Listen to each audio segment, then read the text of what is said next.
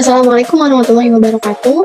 Kami, kelompok 3 SIP A, praktikan analisa kuantitatif farmasi yang beranggotakan Badriatus Sawa, Nahal Akila Fikri, Siti Anissa, dan Windy Sakti Anugrah akan memaparkan materi tentang instrumentasi. Adapun materi yang akan dipaparkan yang pertama pendahuluan, yang kedua alat dan bahan, yang ketiga cara kerja, dan yang keempat pembahasan. Selamat menyaksikan. Spektrofotometer merupakan instrumen yang umum digunakan untuk menganalisis bahan kimia baik secara kualitatif maupun kuantitatif. Spektrofotometri merupakan suatu metode analisa yang didasarkan pada pengukuran serapan sinar monokromatis oleh suatu lajur larutan berwarna pada pancing gelombang spesifik dengan menggunakan monokromator prisma atau kisi difraksi dengan detektor fototur.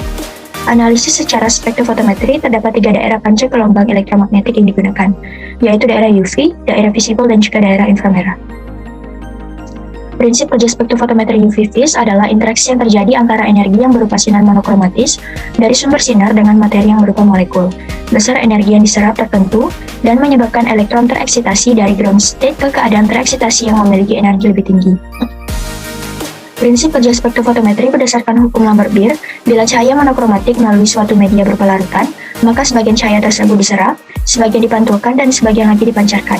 Hukum Lambert-Beer menyatakan hubungan linier antara absorban dengan konsentrasi larutan analit dan berbanding terbalik dengan transmitan. Alat dan bahan yang kita gunakan pada praktikum kali ini adalah alat berupa spektrofotometer UV phase, gelas beker, labu ukur 100 mili, labu ukur 25 mili, timbangan analitik, kalkulator ilmiah, dan pipet tetes.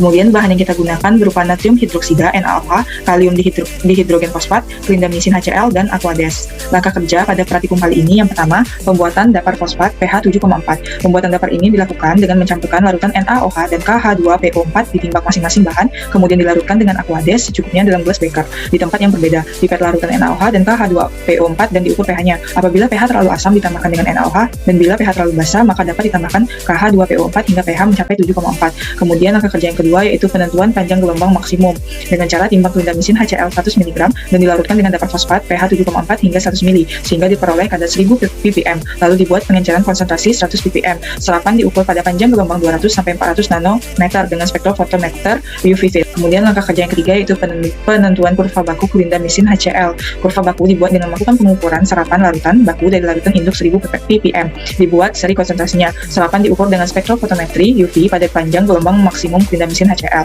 Kemudian yang terakhir, penentuan kadar clindamycin HCl dalam sediaan gel. Gel clindamycin HCl ditimbang lalu ditambahkan dengan dapar fosfat pH 7,4 hingga didapatkan konsentrasi 10 mg per mili atau 10.000 ppm. Larutan 10.000 ppm tersebut kemudian diencerkan untuk mengukur kadar clindamycin HCl dalam gel menggunakan spektrofotometer UV phase pada panjang gelombang maksimum. Jadi untuk data hasil pengamatan, soal nomor 1 dikatakan bahwa pembuatan larutan induk clindamycin dengan cara menimbang 100 mg dan dimasukkan ke dalam labu ukur 100 mili, lalu dilarutkan dengan dapar fosfat. Nah, dari data tersebut kita ketahui bahwa konsentrasinya itu 1000 ppm dengan cara membagi 100 mg tadi dengan 100 mili. Nah, selanjutnya untuk pembuatan kurva kalibrasi, ini dari larutan induk 100 ppm dibuat konsentrasi 40, 50, 60, 70, 80, dan 90 dalam 10 mili. Jadi, kita perlu mencari volume larutan induk yang diambil dalam setiap konsentrasi yang kita buat dengan cara membagi konsentrasi yang kita inginkan dengan konsentrasi larutan induk lalu dikali dengan 10 mili sehingga didapatkan volume untuk masing-masing konsentrasinya pada slide berikut ini. Nah, selanjutnya kita juga perlu mencari persamaan kurva kalibrasinya. Kita menggunakan aplikasi Excel, kita masukkan data konsentrasi dan absorbansinya, dibuat kurva, lalu kita cari untuk persamaannya didapatkan 0,0067 X ditambah dengan 0,0049 dan R-nya itu 0,9996.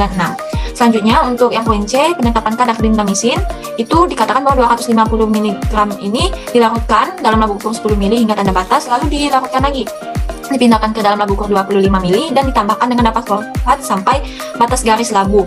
Nah, dapat kita ketahui berarti 250 mg ini diencerkan sampai 25 mili sehingga didapatkan konsentrasinya itu 10.000 ppm.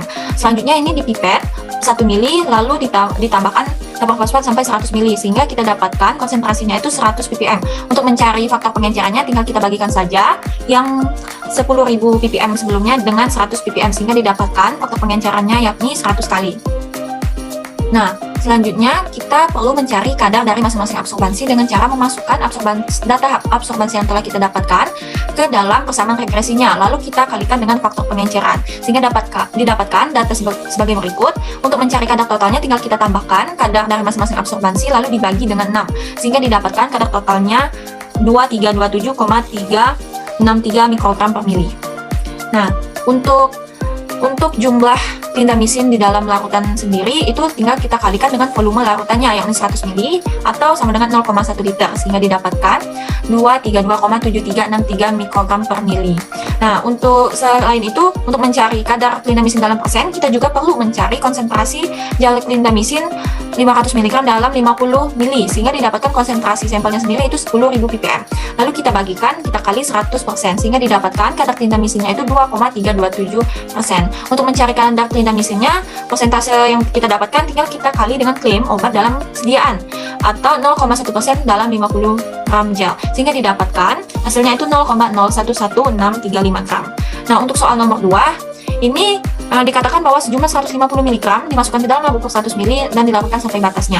Dapat kita ketahui dari data tersebut bahwa konsentrasinya itu 1500 ppm, tinggal kita bagi. Lalu ini dipipet 10 ml dalam sampai batasnya itu 100, sehingga kita kalikan dengan yang ppm sebelumnya, didapatkan konsentrasi akhir untuk larutan induknya sendiri itu 150 ppm.